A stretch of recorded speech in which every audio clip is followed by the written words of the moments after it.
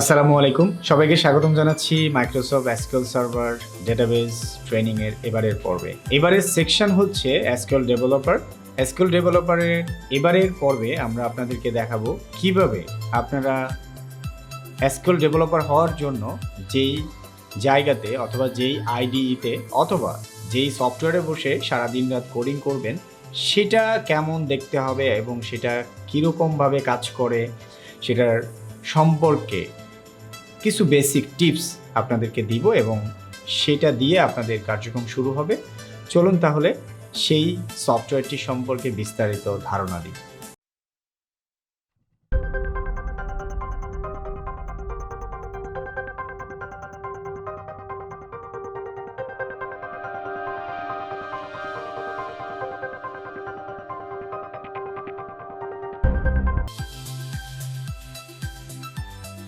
আমরা চলে এসেছি আমাদের কম্পিউটারের স্ক্রিন সেকশনে।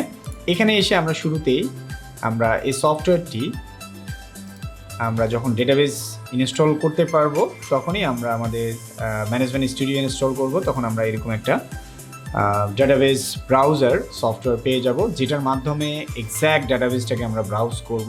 মাইক্রোসফটের ডেটাবেস ব্রাউজ করার জন্য মাইক্রোসফট ভিজুয়াল স্টুডিও আছে এবং ওরাকলের ট্রোড বা ওরাকলের যেই ডেভেলপার আছে সেটা আছে এবং মাইস্কুলের জন্য আমরা লোকাল হোস্ট জাম এরকম মাইস্কুলের যেই আইডিগুলো আছে সেগুলো ব্যবহার করে অনেকেই। সো আমরা এসকিউএল সার্ভারের জন্য আমরা এটা ব্যবহার করব। এখানে শুরুতে আমরা ডেটাবেসে অপশনে ক্লিক করব। এখানে এসে আমরা ব্রাউজ ডেটাবেস ইঞ্জিন এখানে সিলেক্ট করে ওকে দিব। এখানে দুইটা মোডে কাজ করা যায়, একটা হচ্ছে উইন্ডোজ অথেন্টিকেশন মোড আর একটা হচ্ছে এসকিউএল অথেন্টিকেশন মোড। সো এখানে হচ্ছে এসকিউএল অথেন্টিকেশন মোড আর একটা হচ্ছে উইন্ডোজে অথেন্টিকেশন মোডে আমরা সবসময় ঢুকে কাজ করতে পারি। যদি উইন্ডোজ সার্ভার অথবা উইন্ডোজটা আমার নিজের হয় তাহলে আমি উইন্ডোজ অথেন্টিকেশন মোডে ঢুকে কাজ করতে পারবো। অনেক সময় দেখা যাবে বিভিন্ন কোম্পানির উইন্ডোজের অ্যাক্সেস আপনার কাছে থাকবে না, শুধু আপনাকে উইন্ডোজটা ওপেন করে দেওয়া হবে, বলা হবে যে এখানে গিয়ে আপনি কাজ করেন। সেক্ষেত্রে আপনাকে এসকিউএল অথেন্টিকেশন মোডে এসে এখানে আপনার নামে যে ইউজারটা করা থাকবে সেই ইউজারটা দিয়ে আপনি কানেক্ট করতে পারেন। সো আমরা ওইভাবেই কানেক্ট করেছি। সো আমরা ডিসকানেক্ট করলাম, আবার কানেক্ট করলাম, আমরা উইন্ডোজ অথেন্টিকেশন মোডে কাজ করব। আমরা ঢুকে গেলাম উইন্ডোজ অথেন্টিকেশন মোডে। এখানে এসে আমরা দেখতে পাচ্ছি এটা একটা আইডিই। এখানে আমরা যদি আবার শুরু থেকে শুরু করি তাহলে এখানে আমরা ওপেন করলাম। ওপেন করার পরে আমরা কি কি দেখতে পাবো সেটা আমরা আবার একটু ভালোভাবে রিপিট করব। সো তেমন কোনো অপশন নাই, আদার্স এখানে অনেকগুলো অপশন আছে, এগুলো আমাদের দেখার দরকার নাই। এখানে ডিফল্ট তেমন একটা কোনো কিছু আমাদের করার নেই, আমরা এখান থেকে বের হয়ে যাব। সরাসরি আমরা আবার কানেক্টে চলে যাচ্ছি। কানেক্টে যাওয়ার পর এখানে আমরা সরাসরি দেখতে পারবো একটা সবুজ প্লে বাটন রেডি করা আছে, অর্থাৎ এসকিউএল সার্ভারটি রানিং আছে। রানিং থাকলে আমাদের সার্ভারটি কাজ করবে। এখানে আমরা ডিটেলস ডেটাবেজের মধ্যে দেখতে পারবো এখানে কি কি ডেটাবেজ আছে। এখানে সিস্টেম কিছু ডেটাবেজ আছে, সেগুলো আমাদের দেখার কোনো প্রয়োজন নেই। আমাদের মেইন ডেটাবেজ এখানে বাইরের যেগুলো তৈরি হবে সেগুলোই। আমরা এক্সিস্টিং একটা ডেটাবেজ ছিল, এটা আমরা ডিলিট করে দিচ্ছি আমাদের যাতে বুঝতে সুবিধা হয়। একদম ফ্রেশ আমরা এরকমই পাবো। এর মধ্যে আমাদের এখানে ফাইল, সার্ভার কানেক্ট করা, ডিসকানেক্ট করা, নিউ ফাইল নিয়ে কাজ করা, ওপেন করা, এগুলো একদম বেসিক। এগুলোতে আপনার কখনো যাইতে হবে না, কোনো কাজ করতে হবে না তেমন একটা। মাঝে মাঝে রিসেন্টে যেতে হবে যেখানে আপনার ইমিডিয়েট কী নিয়ে আপনি কাজ করছেন সেই ফাইলগুলো ওপেন করার জন্য।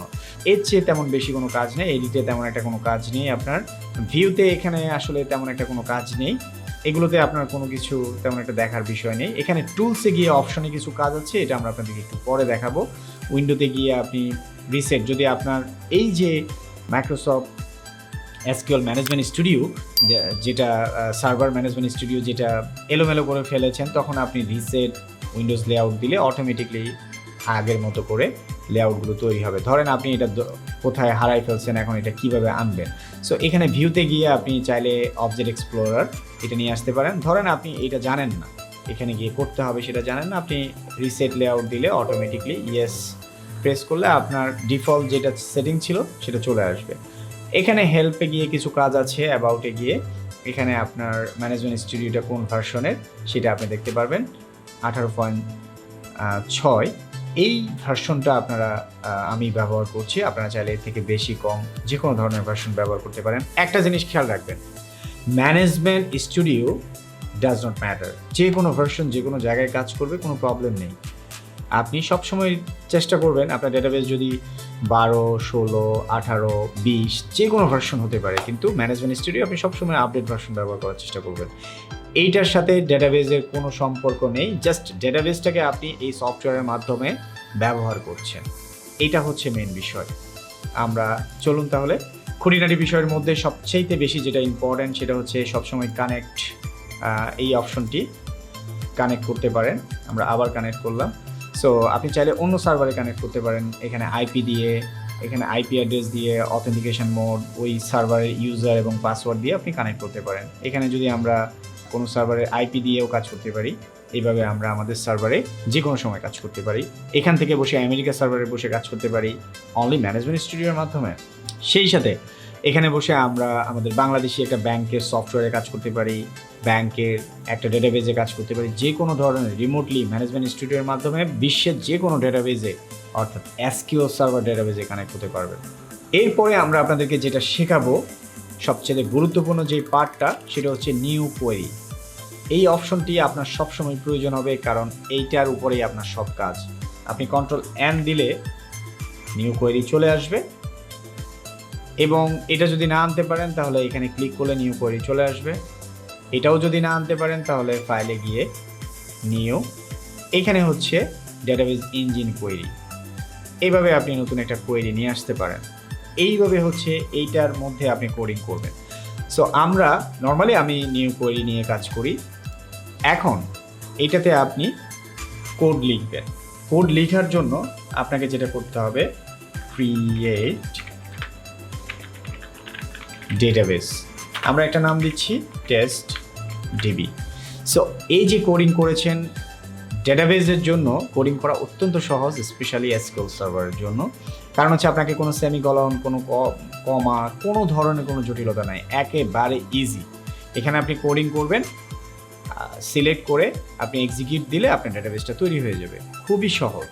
ওভারভিউ যদি আমরা এটা যদি এক্সিকিউট করি, এখানে ক্লিক করলাম, এখানে এক্সিকিউট বাটনে ক্লিক করতে পারি, অথবা কিবোর্ড থেকে ফাংশন F5, এখানে দেখাই যাচ্ছে আমাদের যখন আমরা এখানে নিচ্ছি, ব্যাকেটে লেখা আছে F5। সো আমরা ক্লিক করলাম, এইখানে হচ্ছে আউটপুট সেকশন, মেসেজ, এখানে অটোমেটিকলি এখানে একটা আউটপুট সেকশন চলে আসছে, কমান্ডস কমপ্লিটেড সাকসেসফুল। যদি এখানে যদি কমান্ডটা সাকসেসফুলি না হয়, এখানে যদি আপনি একটা অ্যাজ দিয়ে দেন, তাহলে এখানে যদি ক্রিয়েট করার চেষ্টা করেন, এখানে একটা ইরর মেসেজ আসবে। সো এখানেও আপনি ইরর পাবেন। সো এই কমান্ডেও আপনি ইরর পাচ্ছেন। সো আমরা যখনই কাজ করব তখন আমরা বুঝতে পারবো। সো আমরা যদি আরেকটা কমান্ড চালাই, ইউজ টেস্ট ডিবি, অটোমেটিকলি চলে আসছে, অটোমেটিক আপনার টেস্ট ডিবি। বড় হাতের ছোট হাতের কোনো ব্যাপার না, আমি উপরে লিখেছি বড় হাতে, নিচে আমি ছোট হাতে লিখতে পারি। সো সেক্ষেত্রেও কোনো জটিলতা নাই। এটা আরেকটা কমান্ড, আমরা চাইলে এটাকে ইউজ করতে পারি। সো আগে এটা ছিল না, এখন সেটা ছিল। আমরা যদি এখানে আরেকটা কমান্ড চালাই, ইউজ মাস্টার, এটা একটা মাস্টার ডেটাবেস, এখানে রেখে আমাদের মূলত ডেটাবেসগুলো তৈরি করতে হয়, ইউজারগুলো ডিলিট করতে হয়, ডেটাবেসগুলো ডিলিট করতে হয়। সো এখন এখানে মাস্টার শো করছে, আপনি চাইলে টেস্ট ডিবিটা শো করাতে পারেন। এখানে আরেকটা ড্রপ ডাউনও আছে, আপনার ইচ্ছা মতো আপনি সিলেক্ট করে দিতে পারেন। সো তাহলে আপনার এই লাইনটা লিখতে হবে না। সো দুইটা মোডে কাজ করা যায় এখানে, একটা হচ্ছে ডিজাইন মোড আর একটা হচ্ছে কোডিং মোড। এই সেকশনটাকে আমরা বলবো কোডিং মোড, আর এটা হচ্ছে ডিজাইন মোড। এখানে সিলেক্ট করেছি, এই সিলেক্টের পিছনে একটা কোয়েরি কাজ করেছে, সেটা হচ্ছে ইউজ মাস্টার। এখন আমরা যদি এখানে ইউজ টেস্ট ডিবি দেই, তাহলে সরাসরি ডিজাইন মোডে করলে টেস্ট ডিবি, আর যদি আমরা কমান্ড মোডে দিই তাহলে এইভাবে দিয়ে এক্সিকিউট করতে হবে। সো আপনারা দুইটা মোডে যে কোনো মোডে কাজ করতে পারেন। তবে সবচাইতে গুরুত্বপূর্ণ হলো আপনি কোডিং মোড কেন শিখবেন, ডিজাইন মোড কেন শিখবেন, অত্যন্ত গুরুত্বপূর্ণ একটা পয়েন্ট। কোডিং মোড এবং ডিজাইন মোড, কোডিং মোড যদি আপনি জানেন তাহলে আপনি যে কোনো ধরনের সফটওয়্যার তৈরি করতে আপনি এই কোডগুলো ব্যবহার করলে সফটওয়্যারের সাথে ইন্টিগ্রেট, ADOর মাধ্যমে ইন্টিগ্রেটেড হয়ে কানেকশন নিয়ে কাজ করবে। কিন্তু ডিজাইন মোডে যদি আপনি ডেটাবেস শিখেন তাহলে আপনি কোনোদিন সফটওয়্যারের সাথে কাজ করাতে পারবেন না, কারণ সফটওয়্যারে আপনাকে অবশ্যই কোড লিখতে হবে, সেখানে ডিজাইন মোডে কোনো কাজ করবে না। আপনি যদি আপনার কোম্পানির জন্য বা কোনো কোম্পানির জন্য কাজ করেন, একটা সফটওয়্যার তৈরি করেন, সেক্ষেত্রে আপনাকে সেখানে কোড লিখতে হবে, ইউজ টেস্ট ডিবি, তখন আপনি ডেটাবেসটা ইউজ করতে পারবেন। আর যদি আপনি এই ডিজাইন মোডে এখান থেকে শিখেন, কোডিং না শিখেন, তাহলে আপনি যখন সফটওয়্যার বানাতে যাবেন পিএসপি, জাভা অথবা সি শার্পের কোনো ওয়েব অ্যাপ্লিকেশন বানাতে যাবেন, তখন আপনি কাজটা করতে পারবেন না। সো এই জন্য আমরা সব কাজ কোডিংয়ের মাধ্যমে শেখার চেষ্টা করব। ডিজাইন মোড আমরা আপনাদেরকে পার্ট টাইম হিসেবে দেখাবো, কিন্তু আমাদের ফোকাস থাকবে কোডিং মোড। কেউ যদি আপনাকে বলে আপনি ডেটাবেস ডিজাইন মোডে থাকতে কেন আপনি কোডিং মোড শিখবেন, সো প্রশ্নটা আপনি নিজেই পেয়ে গেলেন। কারণ আপনি যখন একটা মেজর ইস্যুতে কাজ করবেন, সফটওয়্যার বানানো কিংবা স্পেশাল কোনো কোয়েরি কিংবা কমান্ড মোডে কাজ করবেন, তখন আপনি ডিজাইন মোড পাবেন না, তখন আপনার জন্য ডেটাবেস না জানার মতো কাজ করবে। সো এই জন্য কোডিং মোডটাকে প্রাধান্য দিন, ডিজাইন মোডটাকে অ্যাভয়েড করুন। তাহলে আমরা কোডিং মোড, ডিজাইন মোড দুইটাই শিখেছি। এখানে আমরা রেজাল্ট আসে সেটাও শিখেছি। সেই সাথে এখানে আপনার ডেটাগুলো দেখতে চাইলে এখানেই শো করবে, এবং ডিজাইন মোডেও ডেটাগুলো শো করানো যায়, টেবিলগুলো শো এখানে আমরা দেখতে পাচ্ছি যে ডেটাবেজ আছে। সো একই রকম এটা আপনি কোড দিয়েও দেখতে পারেন। সো এখানে কিছু কিছু অপশন আছে, যেমন আপনি কন্ট্রোল অ্যাপ দিলে, কন্ট্রোল অ্যাপ দিয়ে যদি আপনি টেস্ট ডিবিটা খুঁজতে চান, অটোমেটিকলি চলে আসবে কন্ট্রোল অ্যাপ ফাংশনের মাধ্যমে। এটার মধ্যে যদি আপনি রিপ্লেস করতে চান, আপনার আছে টেস্ট ডিবি, ধরেন আপনি ভুল করে ফেলছেন, সেটাকে আপনি টেস্ট বিডি করতে পারেন। এখানে এক ক্লিক করলে একটা হবে, আর পুরো পেজের মধ্যে যদি চেঞ্জ করে নিতে চান, এই রিপ্লেস অল দিয়ে দিলে দেখেন এখানে অনেক জায়গায় ছিল টেস্ট ডিবি, সেখানে টেস্ট বিডি হয়ে গেছে। সো আমরা আবার একটু উল্টা করে দিব, বিডি, আর এখানে দিচ্ছি আমরা ডিবি। সো আমরা এক ক্লিকে করতে চাই, করে ফেললাম, যেটা ছিল সেটাই করে ফেলেছি। সো এরকম সংক্ষেপে কিছু জিনিস আছে, এবং মেজর যেই ইস্যুগুলো আছে সেটা হচ্ছে যে এখানে আর তেমন কোনো কাজ নেই আপনার জন্য। সব সময় আপনি এভাবে কাজ করতে পারবেন, এবং ফাইলটা যদি সেভ করতে চান, কন্ট্রোল এস দিয়ে আপনি ডেস্কটপে আমরা ক্লাস 01 দিয়ে আমরা সেভ করছি। এটা সেভ হয়ে গেছে। যদি ভবিষ্যতে আপনার কখনো এটা অন করা লাগে তাহলে কেটে দিলাম। এখানে ডাবল ক্লিক করার পর SQL Server মোড অলওয়েজ দিয়ে আপনি ওপেন করে নিতে পারেন আপনার আগের কোডগুলো। এখানে সব কোডগুলো আছে, আপনি সার্ভার ওপেন করে কোডগুলো কাজ করাই নিতে পারবেন। সেক্ষেত্রে আপনাকে একটু কানেক্ট করতে হবে। সো আমরা কানেক্ট করেছি, দুইবার কানেক্ট করা লাগে, আমরা দুইবারই কানেক্ট করেছি। কোডগুলো লাইক সেম এইভাবে আপনি কাজ করতে পারেন, এবং এখানে ডেটাবেসটা যে তৈরি হয়ে গেছে সেটাও আছে। সো এইভাবে আপনি আইডিইটাকে ব্যবহার করবেন। সো এর বাহিরে আইডি নিয়ে তেমন একটা কোনো কাজ নেই। এখন এই ফন্টগুলো আপনি বড় ছোট যদি করতে চান, মাউসের কন্ট্রোল চেপে, অর্থাৎ মাউসের যে রোলটা আছে রোলার, সেটাকে আপনি জুম করতে পারেন। আগে পরে করলে কোডগুলো বড় হবে, ছোট হবে।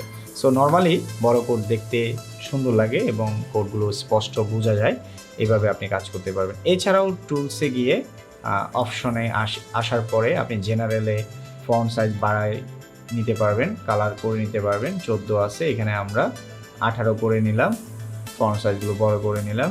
এখানে আরও কিবোর্ডের স্ট্রাকচার, এডিটরের স্ট্রাকচার, এডিটরের কালার কেমন হবে, কন্ট্রোল কি হবে, এখানে মেজর ইস্যুগুলো আছে, জেনারেল পার্ট, ফাইল পার্ট, এভাবে অনেক কিছু আপনি সেটিং করে নিতে পারেন এখান থেকে আপনার এডিটরের যে বিষয়গুলো আছে সেগুলো।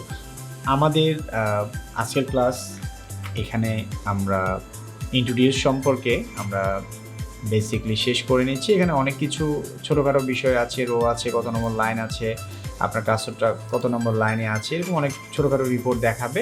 এই রিপোর্টগুলো আপনারা একটু ভালো করে ফলো করতে পারেন, এটা আপনাদের জন্যই। সো আমরা এখান থেকে বের হয়ে যাচ্ছি। এতক্ষণ আমরা আপনাদেরকে আপনারা ডেটাবেজে ডেভেলপার পার্টে সবসময় যেই উইন্ডোটাতে থেকে কাজ করবেন বা যে আইডিতে বসে কাজ করবেন সেটা সম্পর্কে ধারণা দিয়েছি। এই ধারণাটা এই জন্য দেওয়া হয়েছে যাতে করে আপনি কোডিং করতে গিয়ে কোনো প্রবলেমে না পড়েন। সো আমাদের পরবর্তী ভিডিওতে আমরা আপনাদেরকে SQL সার্ভারের স্ট্রাকচার বা সিনট্যাক্স বা কোডিং প্যাটার্নটা কেমন হবে সেটা সম্পর্কে দেখাবো। তাহলে আজকে এই পর্যন্তই। খোদা হাফেজ।